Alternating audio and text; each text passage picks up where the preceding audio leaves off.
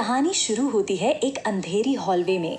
दो लोग सामने खड़े हैं, रिकार्डो और उसकी फियांसे बियांका। रिकार्डो की आवाज ठंडी और कठोर है। तो तुम ही थी जिसने मरिया को पॉइजन किया? बियांका अपने जज्बात छुपाए बिना जवाब देती है, हाँ, अगर वो रास्ते से हट जाए तो सब कुछ अपनी जगह वापस आ जाएगा। उसकी आंखों में जुनून है, उसका यकीन है कि रिकार्डो उसके साथ ही होना चाहिए। लेकिन रिकार्डो के चेहरे पर एक गहरा अंधेरा है। जब बियांका कहती है, तुम्हें उस चालाक औरत के जाल से मैं बचा लूंगी, रिकार्डो अपनी तलवार पर हाथ रख देता है। एक पल के लिए बियांका सोचती है कि शायद रिकार्डो समझ गया कि शायद वो उसके पास वापस आ रहा है। लेकिन अगले ही पल रिकार्डो की तलवार उसकी गर्दन काट देती है। खून में डूबती हुई बियांका बस कह पाती है, तुमने ये क्या कर दिया? और रिकार्डो का जवाब उसके दिल को चीर देता है, मैं तुम्हें मार रहा हूँ ताकि तुम फिर कभी कोई गुनाह ना कर सको। अपने पुराने फियांसे होने के नाते मैं तुम्हें मुक्ति दे रहा हूँ। बियांका जमीन पर गिर जाती है। कहानी यहीं खत्म होती दिख रही थी, लेकिन अचानक एक नई तस्वीर सामने आती है। एक किताब मेज पर पड़ी है, the story of the splendour empire. Bianca उसे दूर फेंकती है और गुस्से से कहती है, ये सब झूठ है, ऐसा कैसे हो सकता है? दरवाजा खुलता है, मेड पूछती है, माय लेडी, सब ठीक तो है? बियांका चिल्ला कर कहती है, बाहर जाओ, और मेड माफी मांगने निकल जाती है। बियांका गुस्से से किताब को उठाती है और सोचती है, एक अजीब सी किताब थी, सोचा हिस्ट्री होगी, सिर्फ इसलिए ली क्योंकि उसमें मेरे फियांसे रिकार्डो का नाम था, लेकिन उसमें मेरा भी जिक्र है।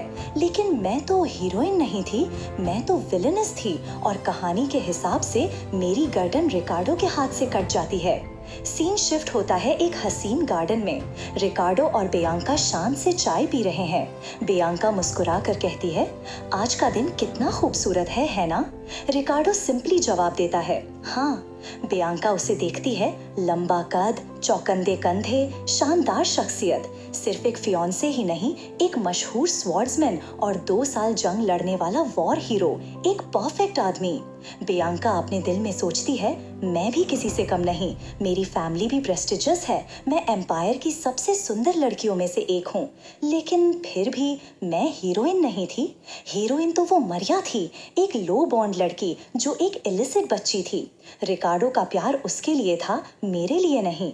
उसके जहन में किताब के वो सीन्स घूमने लगते हैं जहां रिकार्डो मरिया के साथ हमेशा मुस्कुराता है, हमेशा गर्माहट दिखाता है, और उसके साथ तो सिर्फ शांत दूरी भरा रिश्ता।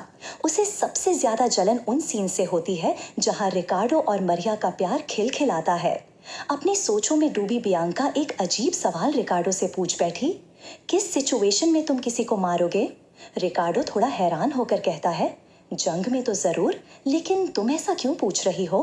बियांका अपने अंदर सोचती है, क्योंकि कहानी में तुमने मुझे ही मार दिया था। रिकार्डो आगे कहता है, जंग के अलावा मैं सिर्फ उस इंसान को मारूंगा जो मेरे प्यारे इंसान को नुकसान पहुंचाए।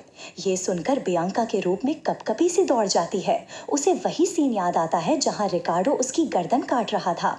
रिकार्डो उसकी तरफ देखकर कहता है, आज तुम अजीब लग रही हो, पहले लाल थी अब पीली पड़ गई हो, तुम्हें आराम करना चाहिए, और बस चल देता है। बियांका सोचती रह जाती है, ये तो कहानी के रिकार्डो की तरह बिहेव कर रहा है। अगला सीन लाइब्रेरी का है। बियांका लाइब्रेरियन को वो किताब वापस करने जाती है, लेकिन वो कहता है, हमारी शॉप में ये किताब कभी बिकी ही नहीं, ना लेजर में रिकॉर्ड है, ना इस पे हमारा टैग। बियांका गुस्से में आती है, लेकिन एक आइडिया भी देती है कि तुम लोग टैग की जगह एक मार्कर यूज करो ताकि चोर फायदा ना उठा सकें। लाइब्रेरियन उसकी बात सुनकर खुश हो जाता है। थक हार कर बियांका अपने घर आती है, किताब शेल्फ में रख देती है और सोचती है, बहुत हो गया, इस बकवास कहानी के बारे में सोचना बंद करो। कहाँ मरिया और रिकार्डो, ऐसी कोई स्टोरी सच थोड़ी हो सकती है। तभी उसकी मेड आती है और कहती है कि सर वेंसबरी के घर एक चैरिटी डिनर है और उसे तैयार होना है। बियांका लाल रंग के शानदार गाउन में तैयार होती है। शीशा देखकर सोचती है, मैं इतनी खूबसूरत हूँ, रिकार्डो मुझे कभी छोड़कर किसी इलिजिटिमेट लड़की के पास नहीं जा सकता। ये सब सिर्फ किताब की बकवास है। और यहीं पे पहला एपिसोड खत्म हो जाता है।